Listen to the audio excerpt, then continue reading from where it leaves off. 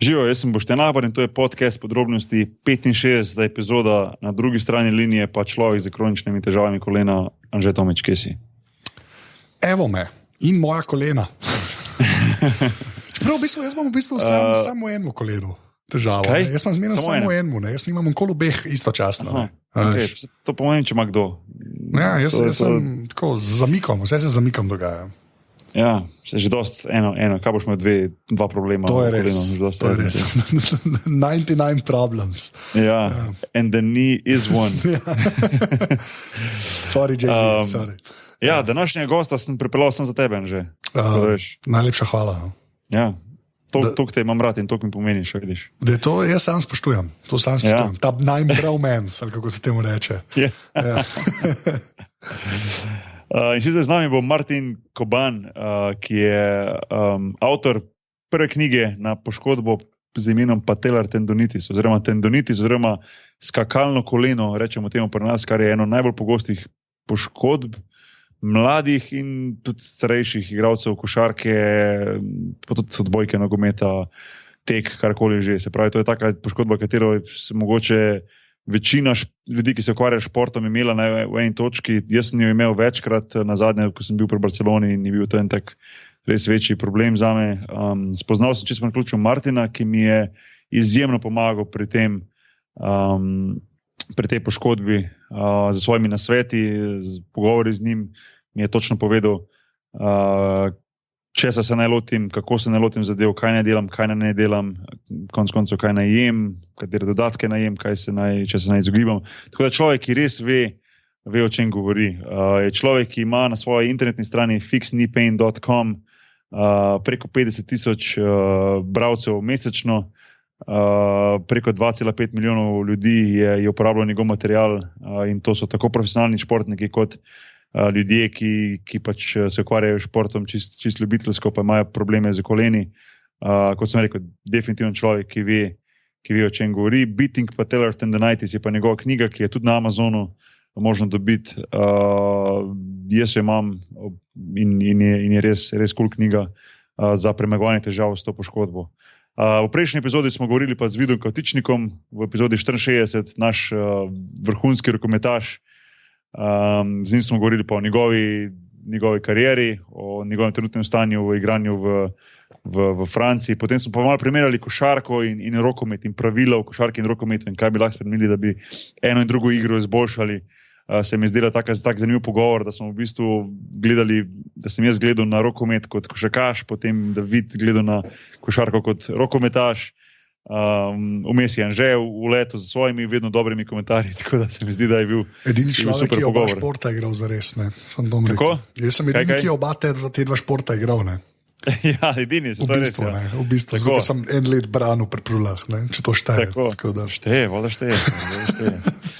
Zato imaš zdaj koleno, skrajni problem, ker te en prebol koleno si strdo rokometno žogo, vidiš, le. Ja. V glavnem, tudi v olimpijskih igrah smo se pogovarjali o trikih, kako prenesti alkohol v olimpijsko vas. Ja. To smo se pogovarjali. Pa ne, da smo neki alkoholiki, ampak pomembne teme.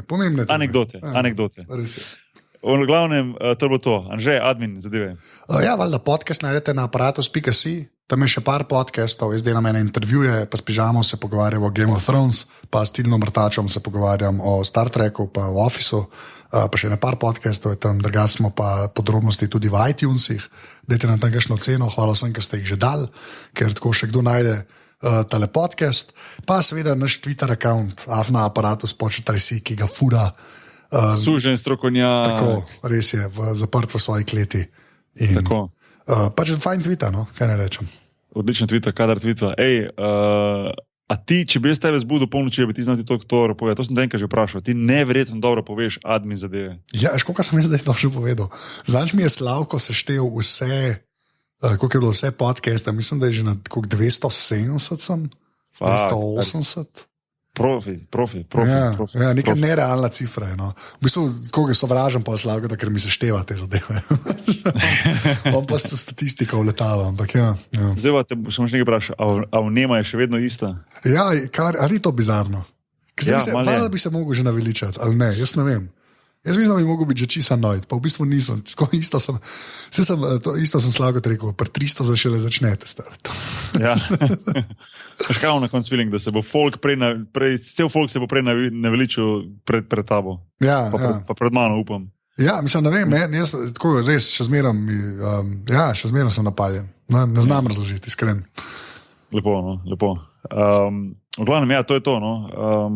Smo še kaj pozavili? Mislim, da ne. Mislim, ne. Pa je pa to. Danes imamo pa spet evropska naveza. Španija, Slovenija, Nemčija. Martin je pripravljen, Anže je tudi pripravljen, kolena ima v zrak, pa let ima gor na kolenu. To je res. Jaz sem tu, ajde, štarti zadevo.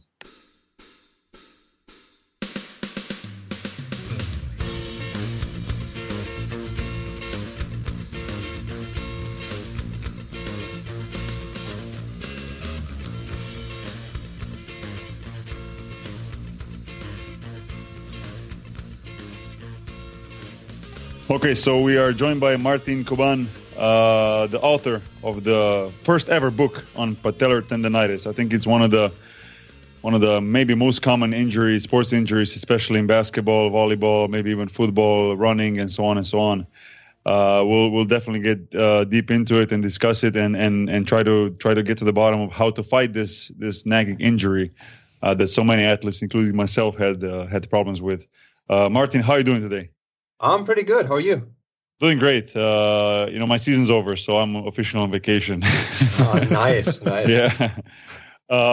Thanks so much for taking time. I know a couple of weeks ago, your family got a new member. Yeah. Oh no, just not even 10 days ago. So everything's a little bit different now. For sure. Yeah. And now you're on a podcast. Yeah, which is the same milestone, basically. Yeah. Martin, for those people who don't know you and don't know your work, can you maybe in a few sentences describe yourself and describe the work you've done so far and how you got involved in sports and particularly how you got involved in trying to help people prevent or battle the injury, the knee injuries, specifically patellar tendonitis? Yeah, definitely.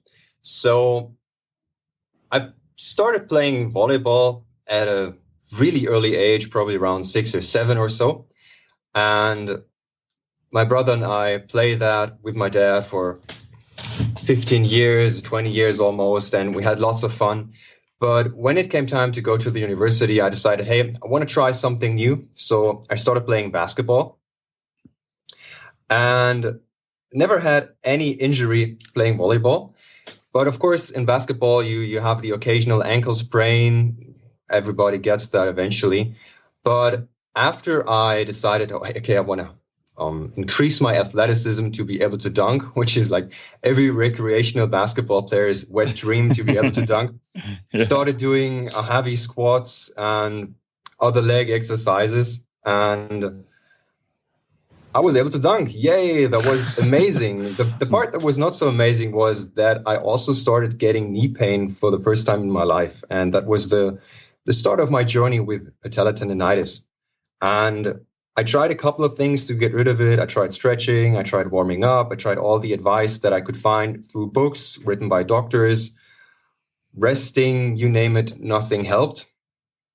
So this is really frustrating. Everyone that has patellar tendonitis knows how frustrating it can be, because you have these periods when your pain reduces, you're feeling better, you go back to sports, your pain comes back. So you restart your rehab. And this cycle essentially continues over and over. And so at that point, I decided, hey, you got to do something about this. This was compounded by the fact that in 2009, my brother, who was still playing volleyball, he tore his meniscus during volleyball practice, but not actually during the game, but during the warm-up. And this was really shocking to me, because I thought, hey, he tears his meniscus during the warm-up, not even while playing, but during the warm-up. So this seems to be an injury that I could sustain as well if I keep playing basketball. So I wanted to, first of all, get my own knees back into shape, and then hopefully help him get better as well. So that's when I started my research journey into this whole issue. Sorry, go ahead. Yeah. And because I saw that none of the books about knee pain were of any help with this issue, and none of the websites about patellar tendonitis were of any help, I figured, hey, why not put all this stuff online so that other people that are in the same situation like me can use it to get better?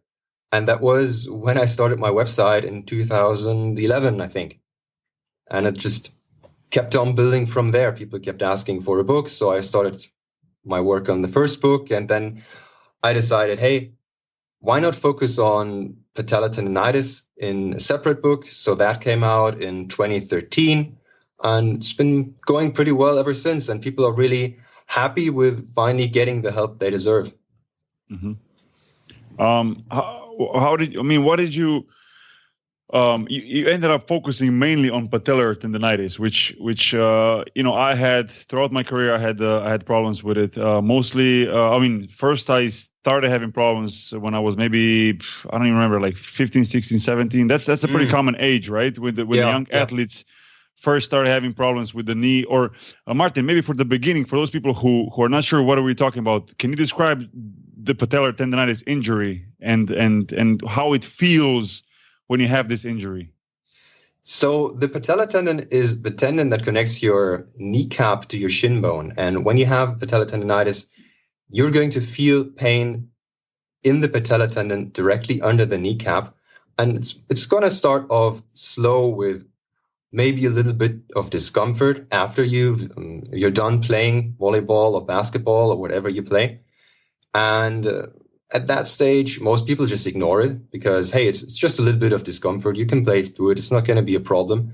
But as you keep playing through it, the injury progresses. And before you know it, you're going to have pain during the game. Then eventually you're going to have pain before the game, during everyday activities. And that's usually when people realize that this is not going to go away by itself and they need to start doing something about it. Yeah, and like I was saying, the first time I had this problem was when I was maybe 15, 16, 17, around that age. It's pretty common, correct, for the young, like I said, for the young athletes, whether it's basketball players, volleyball players, even maybe runners or anything, to have this problem. For me, it started then, but then it went fine. And then throughout my career, it would pop up here and there. Maybe when there was during the training camp when there was more practices and it was more stress on the knees. But the biggest problem was last season, as I was playing my second season in Barcelona, where it was there from the beginning of the season, and actually started the year before, towards the end of the season before in the playoffs is where I first felt it.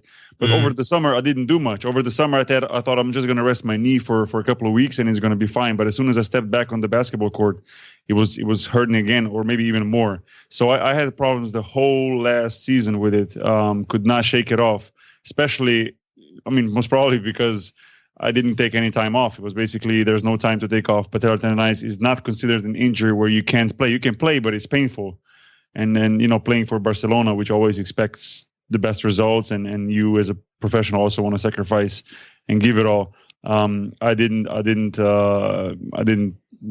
even try to battle it. But as the previous season ended, I knew I had to do something about it, and that's where I found your book and found your webpage and so on and so on.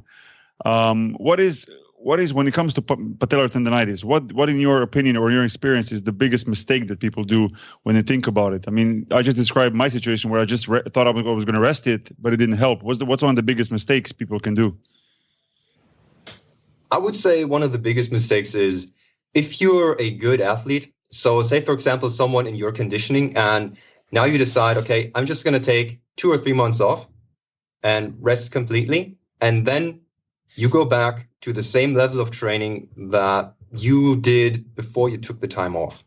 So your muscles are not going to have a problem bouncing back to right before you were, but the tendon is absolutely going to hate it. And that's usually what you see with people, is that they take a long break. Maybe for some people it's the Christmas break. Most people just don't do much sports during the Christmas time, and then come spring, they decide, hey, I want to lose those extra pounds. I want to get back in shape, or I want to join my company's basketball team, or what have you. And then they start playing too quickly, too much, and that's when the tendon gets pissed off.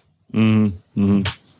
And what you mentioned before about having it as a child, or as a teenager rather, that's because of the growth spurts that you have during that time. So the growth spurts compound the problem because the bones grow faster than the connective tissue can grow. So you'll automatically have more tension on the whole structure, and you'll be predisposed to these kinds of overuse injuries.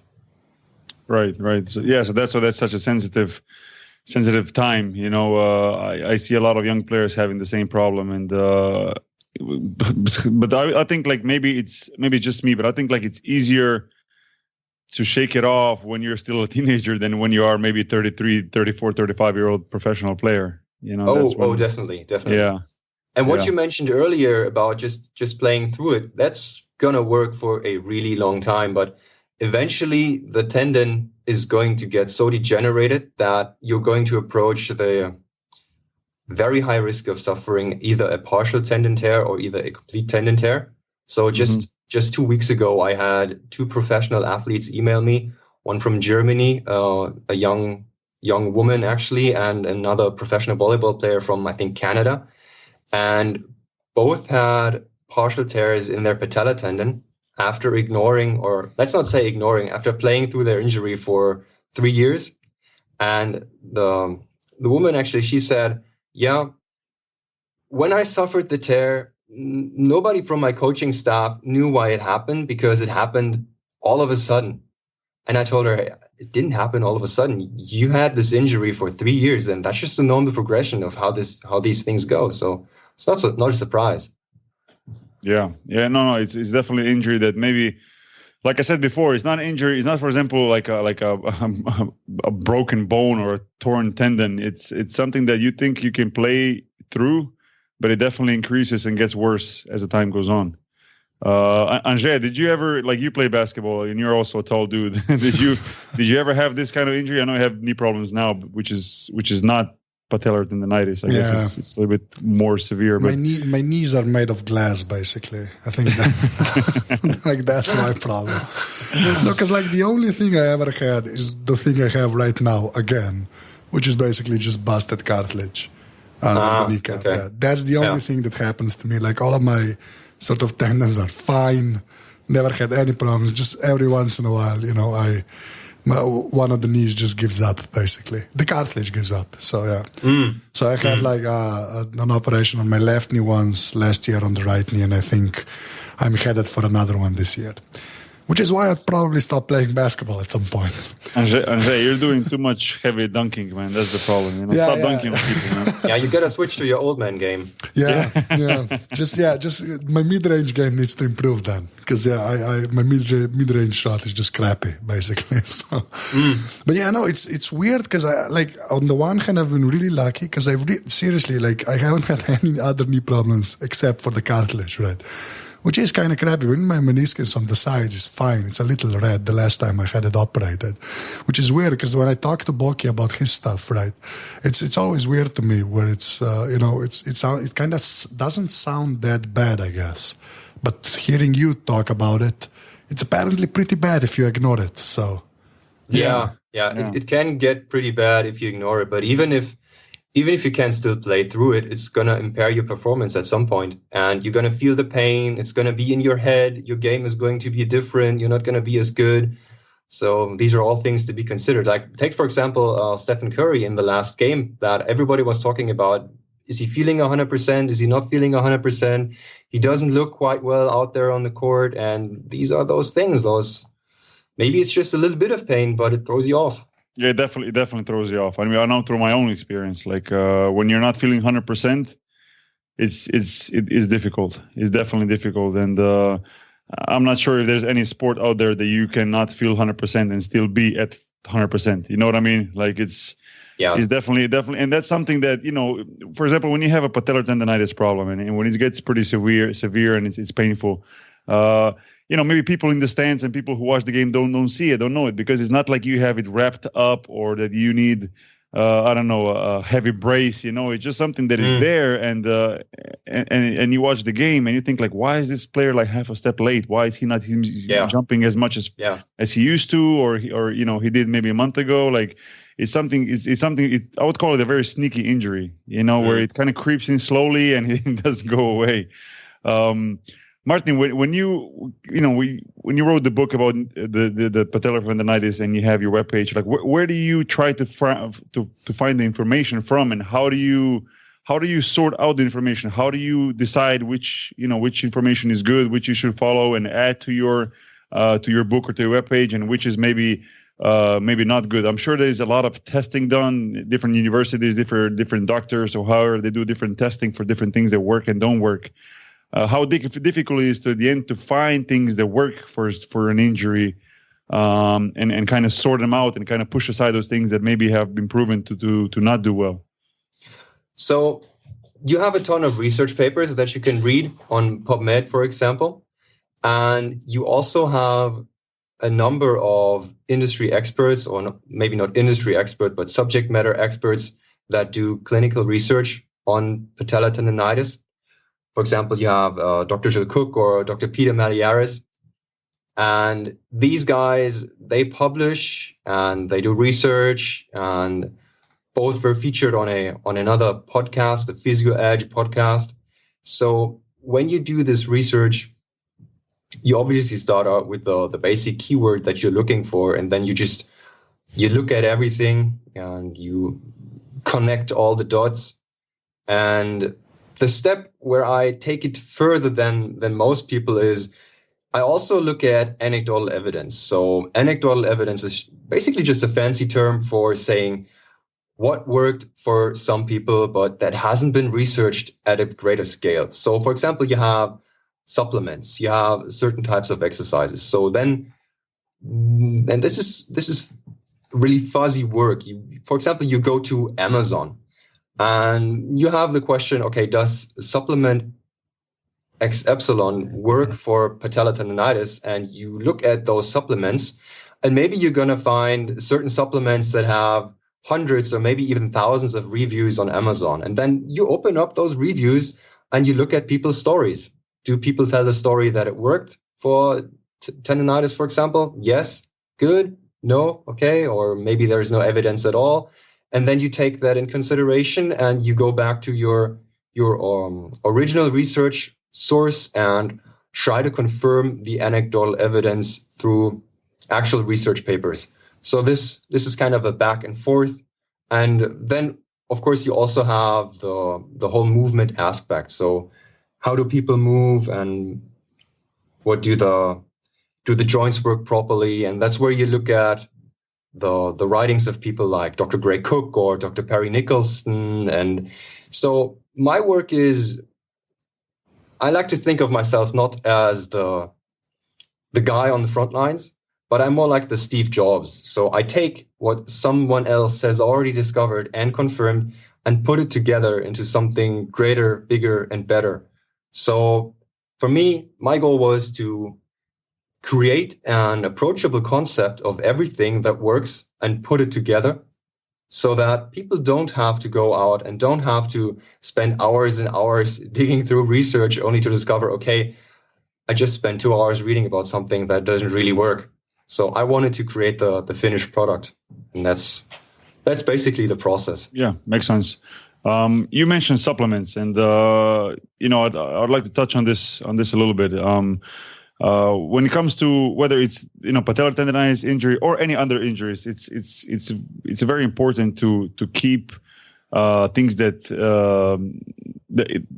can I don't know how to say, like inflammatory things off your menu, and I'm not just talking about supplements. I'm talking about a regular diet or food or that you eat. I mean, there's certainly, and we can talk about the supplements and about inflammatory pills and all that a little bit later. But when it comes to dieting and eating right, or maybe which are the things that people should consider to take off their menu when they have such an injury, like inflammation injuries, such as patellar tendonitis is, or whether it can be like tennis elbow, or can be maybe similar injuries to that. There's definitely some things that you definitely want to try to avoid eating when you have these problems to decrease the inflammation.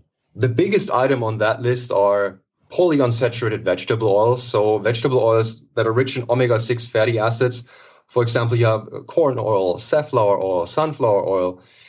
And those are basically all the popular cooking oils that you're going to find recommended for cooking. So I recommend in my book and with everyone that I work with that they ditch those oils completely from their kitchen and that they're careful when they eat out to make sure that it's not super fatty or it's not still deep fried in these kinds of dangerous fats. And while there's no research about how much this impacts tendinitis, I'm pretty confident that having a low inflammatory state caused by those omega-6 fatty acids impairs recovery, not just from tendinitis, but also from cartilage problems, which may be relevant for Anže, since he said he's having cartilage problems. Anže is probably drinking oil by gallons. Yeah, I don't know about the cuisine of your country. Yeah, I'm taking notes. So.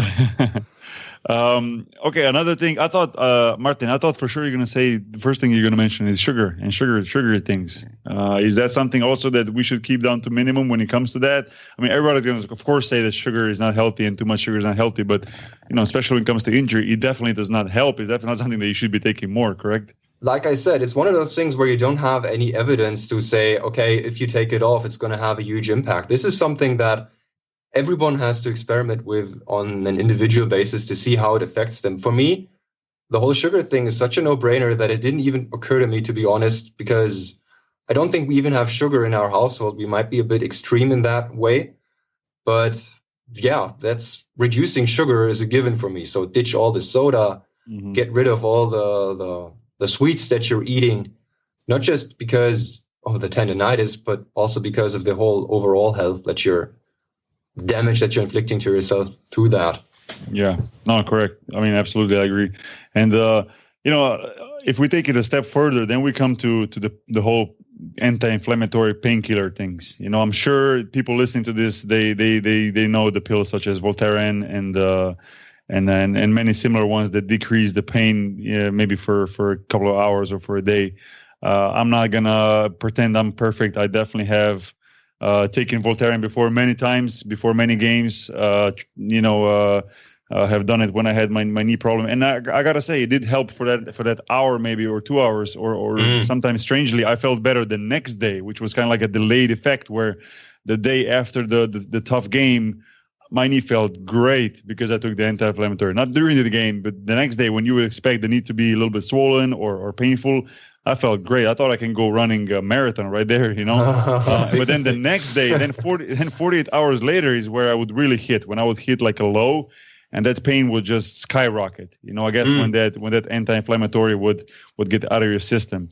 What are your thoughts on that? And what should people consider when they do decide, when probably a lot of people listening to this are not professional athletes, but still when it comes to people who like to go running, who like to get on a bike, who like to play basketball just for fun, who like to play tennis, soccer, whatever it is, how careful should we be when we think about taking anti-inflammatories or painkillers? The situation is obviously going to be different if you're talking about a professional athlete, because for a pro athlete, he's not gonna, or she's not gonna have a choice in a certain given situation. They just have to perform, and so in that situation, you will have to take it if you need it to deliver your performance. But for recreational athletes, you need to be really careful, because non-steroidal anti-inflammatories as well as corticosteroids, so cortisone shots to be specific, impair soft tissue recovery. So this means that your body is not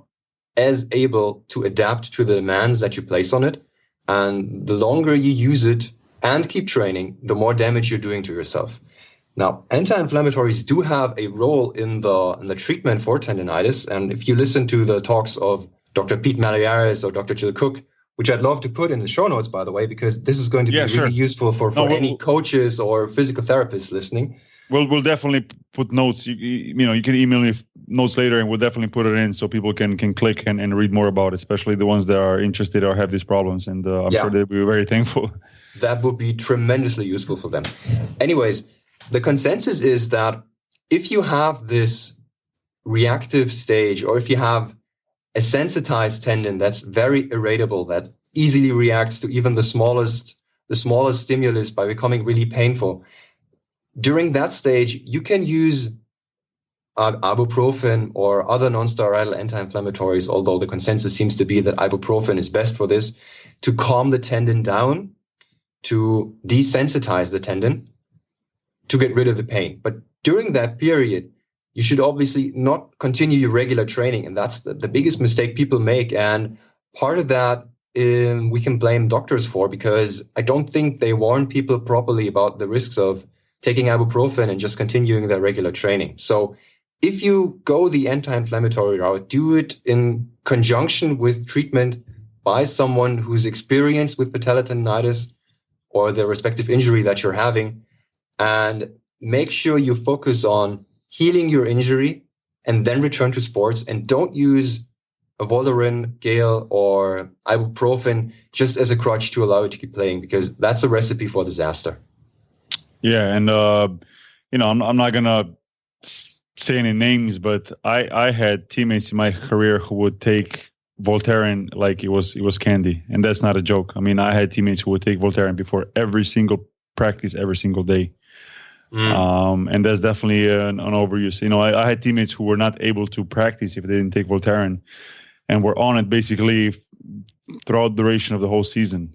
That's crazy. It's absolutely crazy, and it's something that people maybe don't realize. The fans, people who watch the game, don't know how much of that stuff is really going on. And I think, definitely. Yeah, I think painkillers are way overused in sports, specifically in basketball. That's where my experience comes from. I see too many teams, physiotherapists, doctors taking the short route when it comes to whether it's a little bit of a back pain, whether it's like we said, patellar tendonitis, where it's a bruise, whether it's a groin pulled a little bit. Like the easy route is, hey, we got game in 3 days. Here's the magic pill. And obviously, not always people are thinking long term for the player. They just want the result that weekend, and that's embarrassing, and that's a really disaster, I think. And people would not believe how many times that happens at the highest possible level in basketball. So, in your experience, how do these guys do once they're done with their career? A lot of people have a lot of problems, obviously. That was the most obvious statement ever. Yeah. I think, and don't get me wrong, I'm not blaming the people. I'm not only blaming the people who are giving out this, whether it's a pill, whether it's a painkiller shot, whatever it is. They offer you an easy way out, and you as an athlete a lot of times want to take that because, like I said, there's an important game in 3 days, and you want to feel good, you want to play good, because playing good means so many things besides just winning. But as a your professional, whole career, man. It's a career. It's people watching you, it's coaches watching you, it's other teams watching you. You want to do well. You want to ensure the next contract. You want to have a long career, so on and so on. But by doing that, you also shorten your I would say health span. And I obviously see. I see players that are older than me, maybe 5 or 10 years older than me. Guys that I have played with when I was a young player, who have been long retired now, who. Many of them have problems, mostly knee and back injuries, back problems, where they either require surgeries now after 3, 4, 5, 10 years after they have finished playing, or they are limping, or they are basically unable to play sports now, which I think for me has been a goal, and it's always going to be a goal, and hopefully I can achieve it. Is where when I finish playing professionally, I want to still be able to go out and play tennis, go play football, go play whatever I want. That's something that's very important. Enjoy your body. Yes, and I absolutely want to avoid being one of those guys who, when they finish their career, they also finish their physical activity, which I think is very sad. And hopefully in the future, as also the players get more educated, they can and also with physiotherapy, getting more advanced and all that. We can see next generations having less of a problems. Yeah. Martin, when it comes, I actually had that optimistic thought as well. I was thinking, hey, maybe you can find some magic solution, some magic pill to give people to feel better immediately. But then I was thinking, if such a solution existed, they would just train twice as hard, twice as often. To take it to the limit. Take it to the limit. Yeah, exactly. Yeah. So any inch of rope that you give is going to be used. So they end up back on square one anyways. So that's a good point. That makes a lot of sense, because obviously as an athlete, you always try to take it to the limit and see how far you can go with putting your body to the maximum. And that's why you see injuries. I think it's the most important thing would be finding that balance within reaching the limit, but reaching it as safe as possible. Yeah. And that's obviously a very hard thing to do. Martin, when it comes to like the post practice or the post activity thing, is there something like you mentioned warm-ups before, and warm-ups are very important, and we can touch on the whole workout for the patellar tendonitis a little bit later, but I just want to talk about for people who are basically just going out there for running, for bike, like I said. Once they finish all that, to avoid all those inflammatory negative injuries, once you're finished with the activity, is there some things that people should always do? Is that means a long stretch? Does that mean ice your joints? Does that mean put heat on your joints? There's so many different conflicting theories out there, what to do and what's best to do to kind of preserve your body and to have it ready the next day.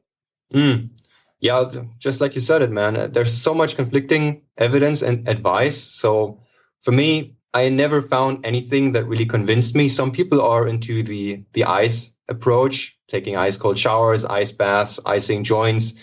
And the advice I usually give to the people I work with is find what works for you and then stick with it. So I don't think there's a blanket recommendation that works for everyone in that regard. Okay. And obviously it also depends probably from what different sports you do. Different sports require different things, whether it's a high impact sports like basketball, volleyball, where it's a lot of jumping, or if it's, bike riding, where you basically don't put a lot of stress on your knee directly by jumping and running and all that. In an ideal world, your athletic activity should be such that you don't need that once you're done. What do you mean you don't need that? Like, don't need to do any of it? Yeah. Yeah, you don't need to have a specific routine to keep you injury free, because ideally your athletic activity should be balanced in such a way that you're not overusing certain parts of your body, and that you're not creating muscular imbalances, and that you're not tearing your meniscus or what have you. Mm-hmm. But in the age of early sports specialization, that's probably a pipe dream. Yeah.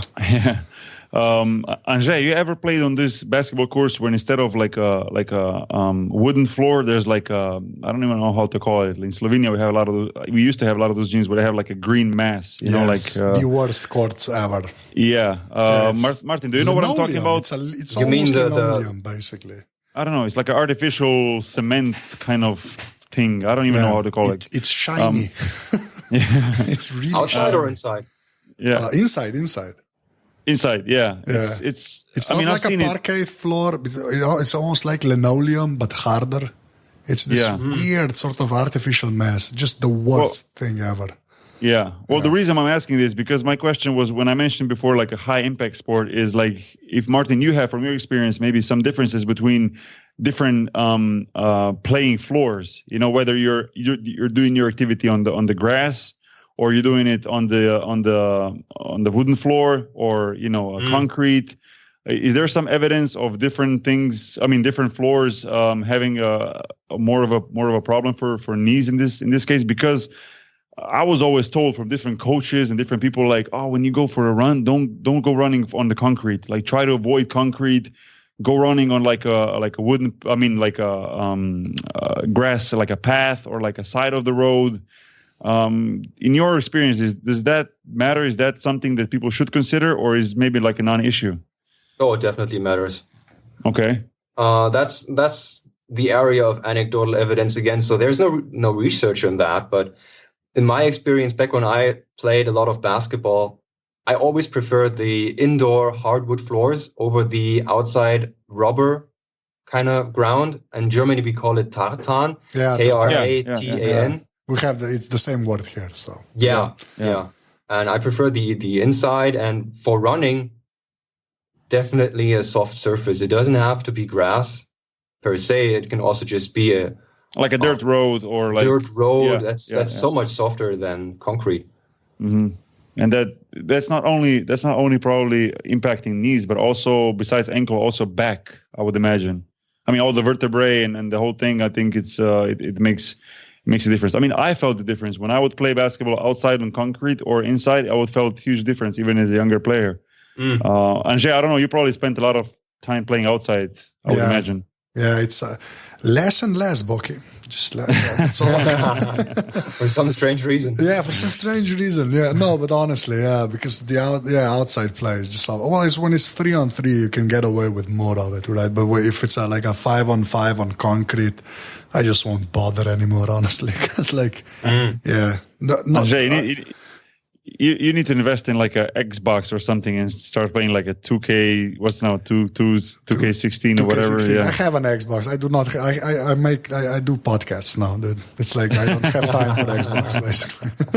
No, but just kind of to satisfy your hunger for basketball. Oh, for basketball, yeah. I don't know. I'll just find like one of those NBA '96 games and just play that. That was epic. Yeah, that was absolutely epic. Maybe the greatest basketball game ever. So could be. I still remember that game. I used to play it like a maniac. Okay, Martin. If we now touch on the main thing, which is how to, like it was in my case, how to battle the patellar tendonitis. And I'm sure you don't want to give out all the quote unquote secrets because there's so much information in your book and there's so much information online. There are no secrets. That's good to hear. But still, like when I was talking to you when I had my problems, like you gave me a specific pointers of which exercises to do, whether it was stretching, whether it was strengthening the quads, strengthening the back of the leg, calves, so on and so on. What I found interesting was that you did, like, for example, with some physical therapists in my past, when I had patellar tendonitis, it was all about just get your quads stronger. You have a completely different approach, I think, where you're basically saying get your whole body stronger, not just your quad. Can you talk about this a little bit? The common misconception with knee pain is to think, hey, my knee's painful, so there's a problem with the knee. But the problem more often than not isn't with the knee per se, unless, of course, you have a traumatic injury like an ACL tear when someone bumped into you.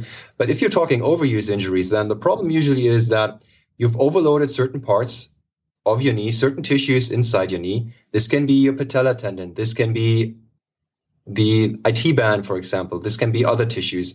And this overload happened as a result of problems in your ankle, maybe problems in your hip, or maybe muscular problems. So you're looking at the whole legs, the whole kinetic chain as a system that works together to create movement. And as soon as one part of that system doesn't work as it was designed to work, other parts will have to work harder or will be used in ways that they weren't intended to be used. And that's when problems start. So not only do you have to help the injured tissue recover, but you also have to discover, or at least look for, what actually caused these tissues to be injured. And that's the biggest problem I see with the conventional approach to patellar tendonitis and many other knee injuries, is that people they wait out their pain until they're feeling better. And okay, if you don't have patellar tendonitis, if you have another injury, knee injury, this can work. But if you're not solving the underlying problem, the problem that actually caused your pain to begin with, you're going to be back to square one as soon as you start training again. And that's the experience that so many people have. Yeah. And if I can just jump in, like, you're basically saying what I'm thinking, because from my experience in my left knee patellar tendonitis, it's not a coincidence that a few years ago I had a pretty severe ankle injury. Which until this day still limits my ankle movement. So instead of having my full range of movement, let's say it was 100%, now it's maybe 70-80%. Yeah. And I think it's once we were discussing that when I had the problems, and it makes so much sense to and you can talk about this a little bit later, but it makes complete sense when you said that and I saw in your book and so on, to work on my ankle flexibility, which a lot of people would think, why I got to work on my ankle flexibility if my knee's hurting me? But this is just what you were saying. Like, it's like a chain reaction, correct? Yeah, definitely. So you have your ankles and you have your hips, and if the ankles restrict your movement, your knee is going to be put in positions where there's going to be more stress on your knee. Or if, for example, your hip flexors are tight, so you have tightness on the front of your hip, then the movement is going to be impaired from the hip down. Or you have weakness in your hip external rotators, and then, so these are the muscles that turn the thigh bones, rotate them to the outside. And if you have weakness in those muscles, then maybe when you're running or maybe when you're jumping, your knees don't stay well aligned, but they dynamically cave inwards towards the midline of the body or dynamically rotate inwards. And that's when the kneecap slides to the outside and starts rubbing in the groove that it's riding in, and the patellar tendon is going to pull off axis, and all these problems start, and eventually you're going to have pain. So that's why you have to look at the whole kinetic chain and not just the knee. And when it comes to workouts, like which exercises in your opinion work the most? The one I thought it helped me a lot was the inclined squat, where when you step like on an inclined bench or inclined I don't even know how to call it, but Anže, you can imagine like you're doing squats, Anže, but your feet are not on the floor. Your heels are basically like I know that exercise, and then you move your hips up, right? Yeah, I don't even know why that works, but it works. Oh yeah, Martin, you can maybe explain why this works when, I don't know if it's called inclined squat or how do you call it? Yeah, what you're talking about are eccentric squats on a slant board. Yes. And the reasoning behind that was to put people on a slant board because moving that way puts more tension on the patellar tendon, and it allows you to overload the patellar tendon easier. But as actually newer research discovered, it's not even the most efficient way to recover from patellar tendonitis. There's been several, I think, studies done by a researcher named Koensgaard, who discovered, I should say, what he calls HSR, heavy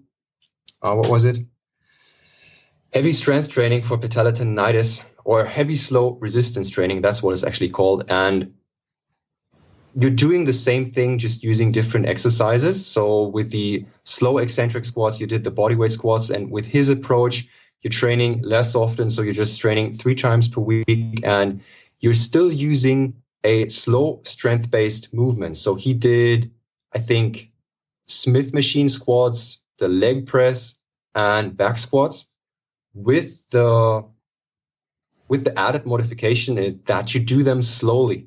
So you're not moving in your regular tempo, but you're actually taking, I think it was 3 seconds down and 3 seconds up for the movement. And that's really great for stimulating your patellar tendon to recover from patellar tendonitis. And is there, for different people, is there always the same solution when it comes to workouts, or it should be very, I don't know how to say, personalized, when it comes like to patellar tendonitis injury? Or is there something like a formula when it comes to workout itself, to the exercises and stretches? Is there something that you would recommend for anybody to do, or it should be very personally looked at and personalized and said, okay, for you, this is better, for you, this is better? Or people should really do it themselves, where they have a bunch of exercises on a list and kind of try to figure out for themselves what works and what doesn't, which I think is a little bit difficult because people at the end of the day do like somebody else to tell them what to do and kind of point them in the right direction, Well, the one thing that everybody can do is the self-massage. So I always recommend people use either a foam roller, or if they don't have a foam roller, they can use a simple stick like a curtain pole or a broomstick, or somebody even used a rolling pin like you use for rolling out dough, and you use that to massage your thigh muscles and the muscles on the side of your hip. So that's something that everybody can do and should do.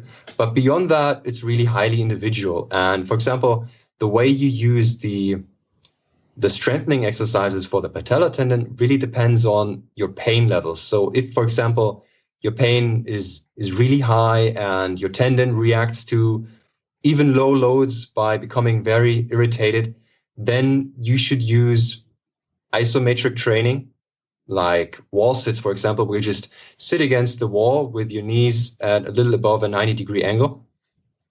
And that helps calm the tendon down. But And you keep doing that until the pain is no longer going up and down like crazy. So you're looking for pain to be more constant. And once you've approached that pain being more constant, you can use those other exercises that we talked about, like the heavy, slow resistance training type of exercises, or you can use the eccentric squats, or you can use just slow body weight squats where you transition to single leg squat variations. That's really up to the person doing it and the equipment they have available. Yeah. And, hopefully with all the information like we talked about, hopefully people can find solutions, because I'm sure there's people out there who have these problems. And I know how much of a difference is when you go to practice or the game pain-free, and it's such a huge difference. So let me ask you, what did you do to get back to where you were? I mean, you improved a lot.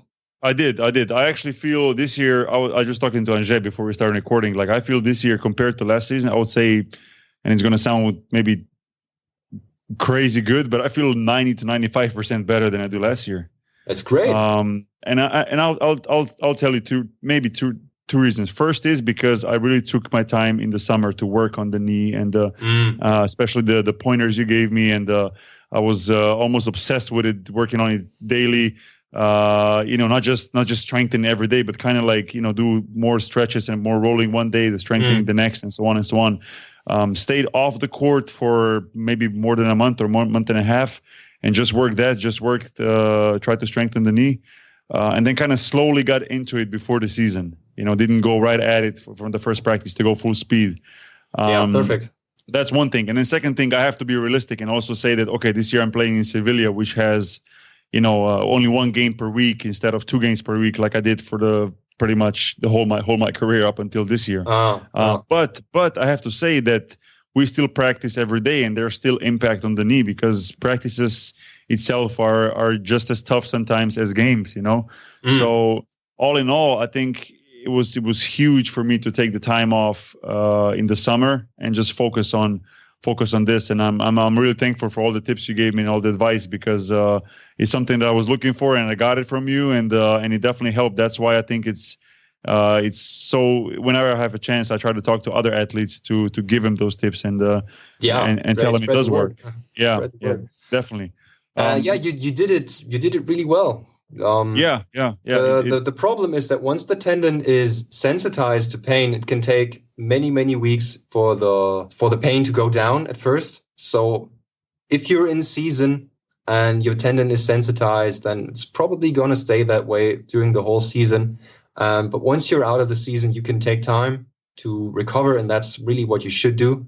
So don't go on vacation and do absolutely nothing, but at least have some minimal program that you take along and do like 2 or 3 times per week, 15 minutes of some sort of training to keep your body and your knees in shape, because you're investing into yourself, and that's going to be paid back to you once the new season starts.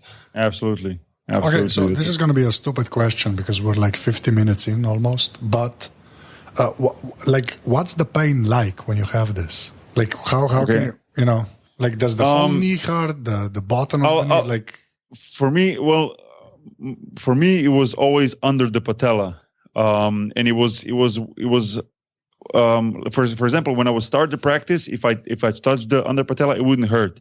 But as the practice went on, let's say halfway through the practice, it will get so painful that even if I touch the patella or the patella, the tendon under the patella, it will be painful. So after practice, for example, I was not able to touch it for at least a couple of hours. It was very sore. Yeah, it was very sore. And it got to that point gradually. It wasn't like this the first day. Like I said, it started in playoffs 2 years ago, and it was like, a little bit of tendonitis. I knew what it is already because I had experience before.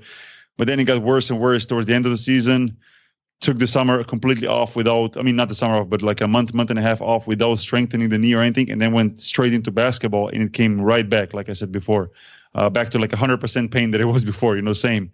And it stayed like this throughout the whole season, even though I did try plasma shots. Is that how you say, Martin? Yeah, like plasma, that didn't help. But I heard there's also some research about like stem cell thing right now that was supposed to help with patellar tendonitis. But I don't know how much is that, how advanced is that, and what other procedures can people do. I think from my experience, the most is take some time off and just work on strengthening the knee and getting the patella back in shape. I mean, Martin, do you have any other like experience from like how it feels or how the knee should feel when you have this injury? How the knee should feel. Yeah. just so people know, just so people at home who are listening to this are like touching their knees now are like, do I have this? Do I have something else? Like, yeah, that's why I ask. Yeah, I know. Yeah, so with pure patella tendonitis, the pain is really going to be localized, like you described it, directly in the patella tendon under the kneecap. It's called the inferior pole of the patella. So directly underneath it, just 1 or 2 fingers below.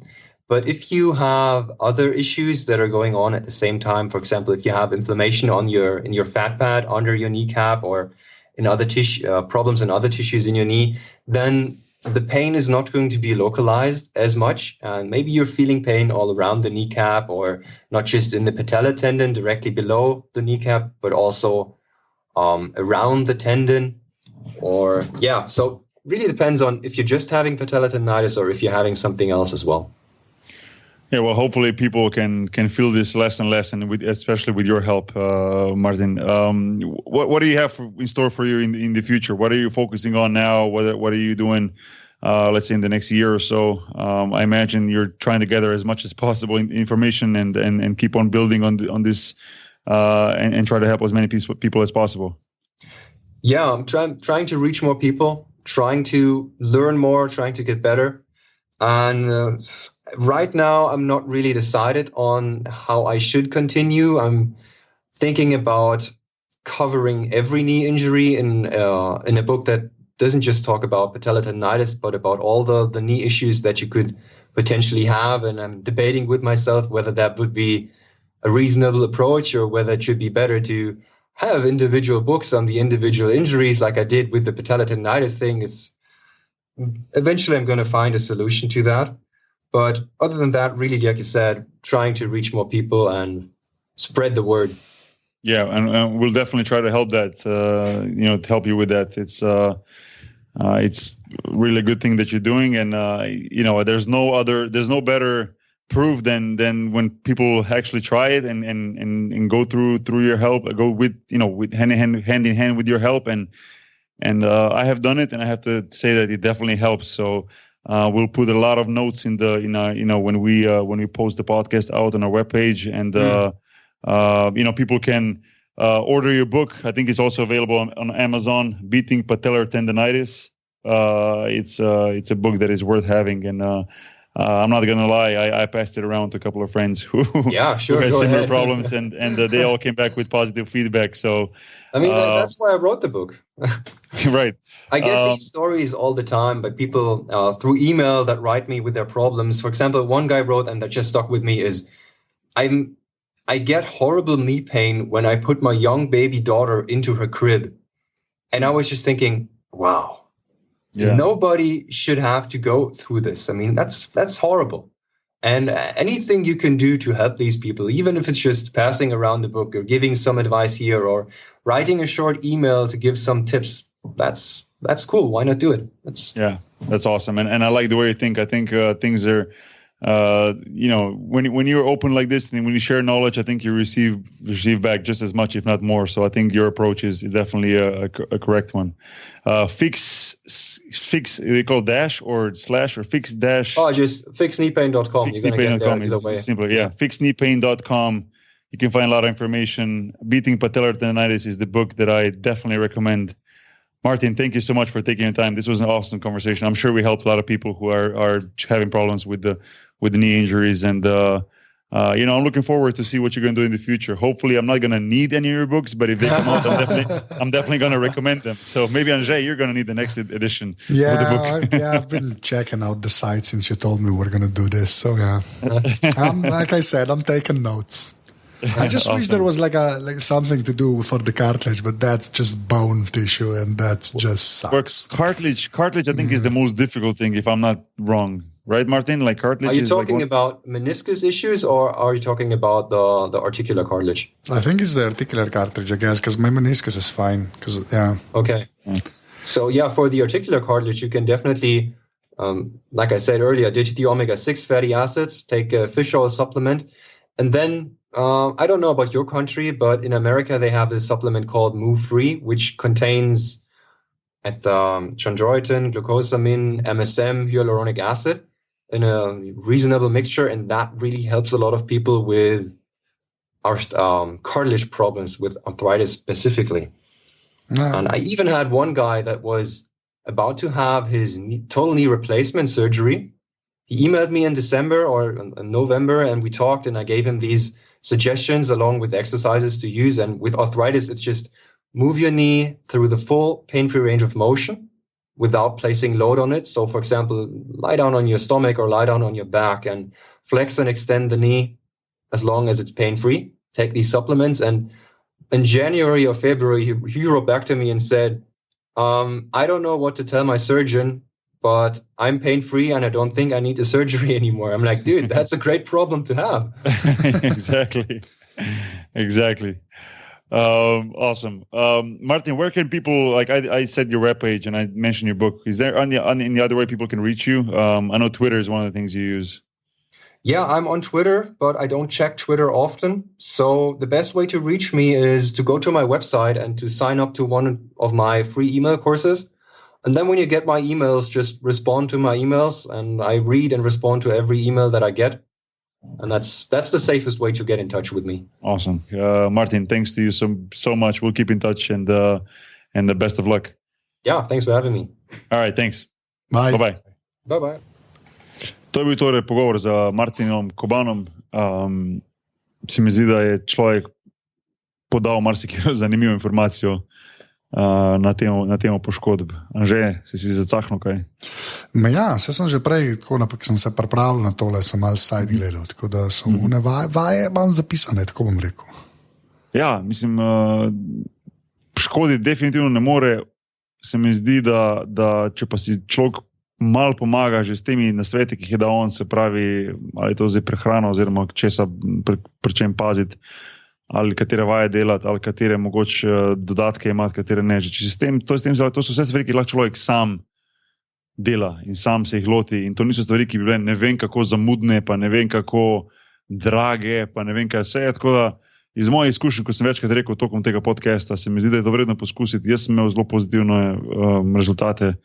Ne vidim razloga, zakaj ne bi tudi drug. Tako da sem bil vesel, da smo se slišali z njim, pa da smo se pogovorili. To sem imel že dolgo časa nekako v mislih, narediti en podcast na to temo poškodb in me veseli, da smo to speljali. No.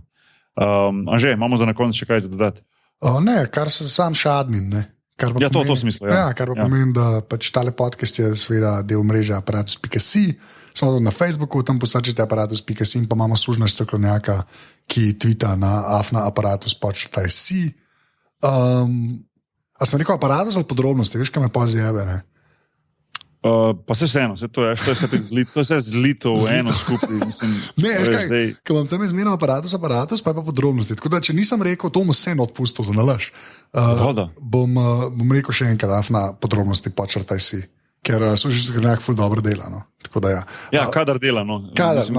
Veliko spi sicer, kar ni čudno, glede na to, da nima kaj delati v kletnem prostoru tvojem, v bloku tam. Ne. Ja. Ni, to so kletni prostori. To lokacija je neznana, stari. Si ga, okej, okay. Obstaja, ve se pa, da so kletni prostori. Ja. Ne, sam prvi teden bi bil tam, pa si ga predstavil. Res je, non-stop kroži po različnih lokacijah, da ga ne dobijo. A veš, da ga ne more najde.